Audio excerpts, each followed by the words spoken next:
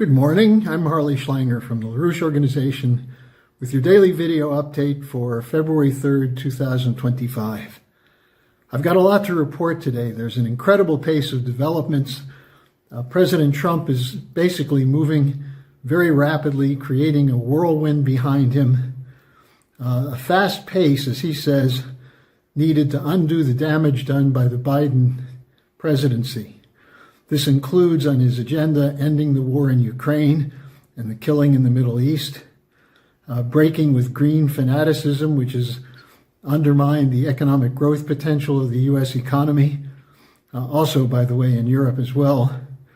Clean out the intelligence and federal law enforcement agencies which have been acting against the interests of the United States. Moves to protect the U.S. border from flood of illegal immigrants. And what I might say are some questionable moves around tariffs and Bitcoin, which we can take up at some other time. There's just too much to cover immediately in this short daily update, but I want to focus on two issues that are going to be at the center of the discussion this week. That is the Gabbard-Patel confirmation hearings. The votes in the committees may come up today or tomorrow. And these are crucial votes. And secondly, the visit of Israel's Prime Minister, Benjamin Netanyahu, who's an indicted war criminal, who's coming to meet with President Trump. So let's start with the Gabbard-Patel nominations.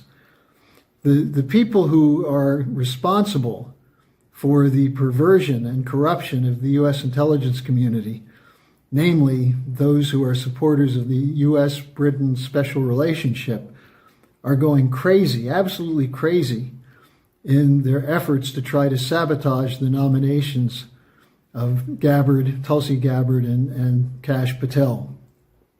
Over the weekend, there was an extensive article in the Wall Street Journal warning that U.S.-British relationships will be permanently damaged.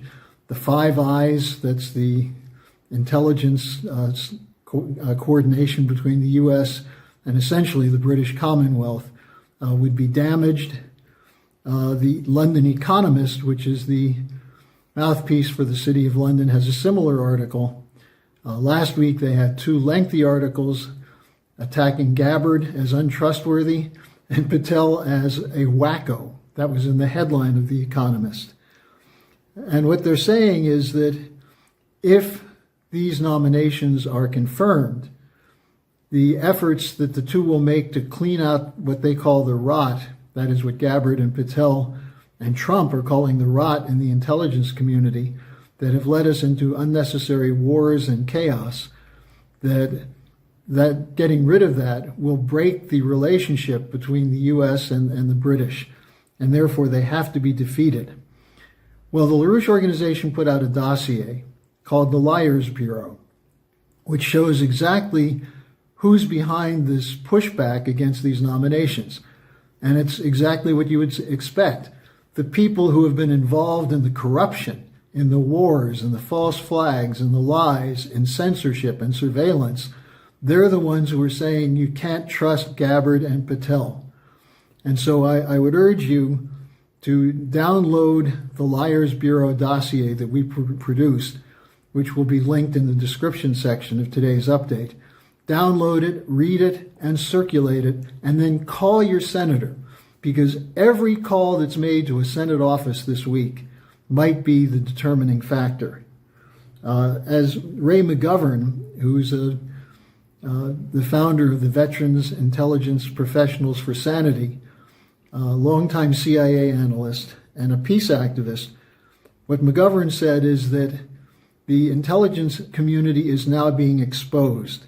They'll do everything they can to defeat the confirmation, including using blackmail of senators in the terrible tradition of J. Edgar Hoover. So to win this fight, the senators must hear from the public. That's you.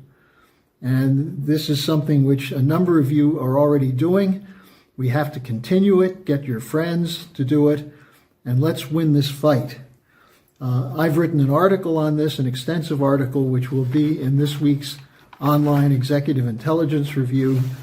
There's a subscription option that you have that's in the description section.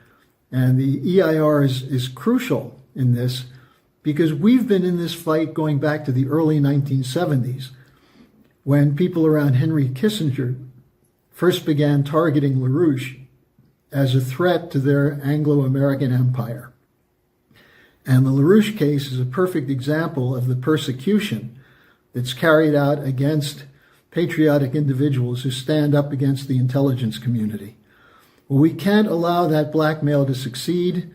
The senators must be more afraid of the interests of their constituents than they are of the threats from the intelligence community.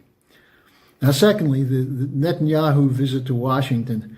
This is occurring at a moment where we're seeing some fraying in the ceasefire. President Trump actually made a very sharp intervention when he sent his friend and real estate magnate Witkoff to meet with the Israelis and get the initial agreement for a ceasefire and a hostage release. Now, we'll see with Netanyahu's visit this week if Trump is serious in his commitment to stay out of wars, if that commitment applies to staying out of wars demanded by the Zionist lobby in the United States. It's already been proven that for the case of Biden, that pleading with Israel went nowhere. But when Israel was presented with a hard choice of losing all aid or going along with Trump's desire, well, Netanyahu blinked. So we'll see what happens with this visit in the next couple of days. But meanwhile, there was a bombing in Gaza yesterday by the Israeli Air Force. Massive damage done, bombing of at least 20 buildings in Jenin in the West Bank, and an escalation against the Palestinians in the West Bank. It is likely that Netanyahu will be asking Trump for a pledge for full support for Israel if they choose to attack Iran. Now, meanwhile, Trump floated an idea, so-called peace idea, of clearing out Gaza of Palestinians so it could be redeveloped as what? A luxury site?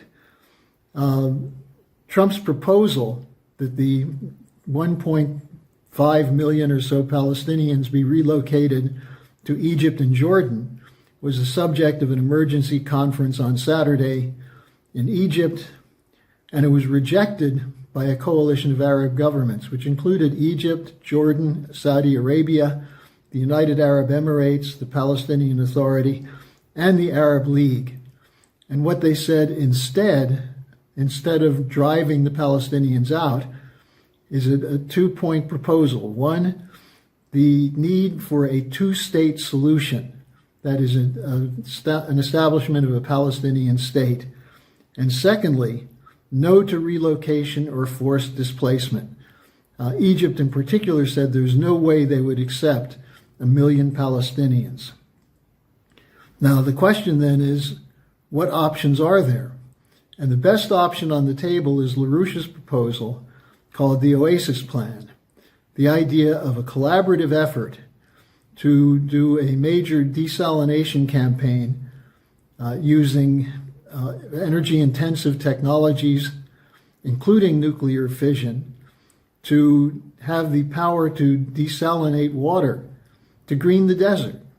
This would be beneficial to the Palestinian population, the Israeli population, and by extension could spread throughout the Middle East where water is a severe problem, or I should say lack of water. So this Oasis Plan is on the table. It was brought there initially by LaRouche going back to 1975. LaRouche contacts with Israeli leaders in the 80s. It was implicit in the economic annexes of the Oslo Accord, the peace agreement that Rabin and Arafat worked out with President Clinton that then was sabotaged. But the idea of providing an incentive for peace for all people in the region, that's what the Oasis Plan represents: development, economic development to provide jobs and a future. So if President Trump is serious, And he is a builder. He seems to like the idea of building and construction. Here's the opportunity. The Oasis Plan would benefit all parties involved, and it could include bringing the Chinese in with the United States to make sure it works. Otherwise, we face a situation of just unstoppable chaos and retribution. So this is what's coming up this week. Again, it's time to have the voices of the American people. Put pressure on the senators over and above what they're getting from the war parties and the Zionist lobby. That means you. So take the opportunity to turn the tide of history for human development and peace. Thank you for listening. We'll be back all week with more updates, and I'm sure you're going to be very much interested in how these things are going to unfold, because it's the future of the United States as well, which is at stake in these fights.